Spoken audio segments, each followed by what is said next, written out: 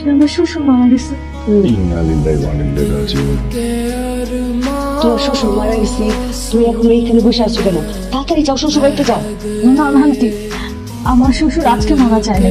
গত বছর এই দিনে আমার শ্বশুর মারা গেছে। আজকে তার মৃত্যুবার্ষিকী। আমার শ্বশুরের কথা আমি খুব মনে করতেছি, তাই কান্না আসতেছে। তোর শ্বশুর মনে হয় তোমার মেয়ের মতো আদর করতো না? দেখছো, শ্বশুররাও কখনো কখনো পিতা হয়। তোমার মনে হয় পিতার মতো আদর করতো, তাই না? জি আন্টি। টলি, তোমার শ্বশুরের মৃত্যুবার্ষিকী, তুমি বাসায় যাও। তোমার জামাই হয়তো মন খারাপ করে বসে আছে, যাও। খুব মন খারাপ, যাও। জি আন্টি, বাসায় যাব। আজকে আমার শ্বশুরের মৃত্যুবার্ষিকী তো, সেজন্য আমার জামাই আজকে বাসায় সন্ধ্যার সময় মিলাদ রাখছে। আন্টি আপনি তো জানেনই আমি তো বাসায় একা, তাই চাচ্ছিলাম শিলা যদি আমার সাথে একটু বাসায় যেত।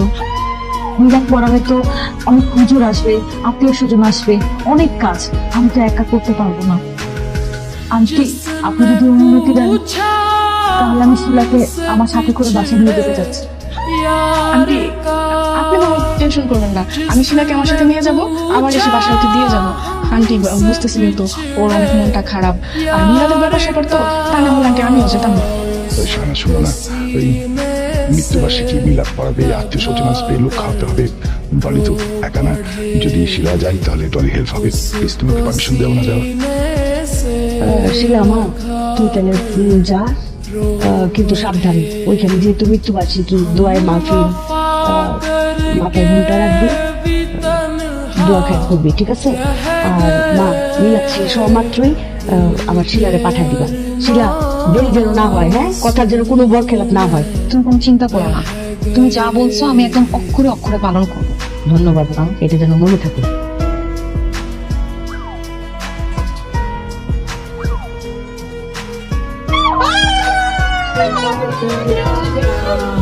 Happy birthday to you. Happy birthday to you, Sonia.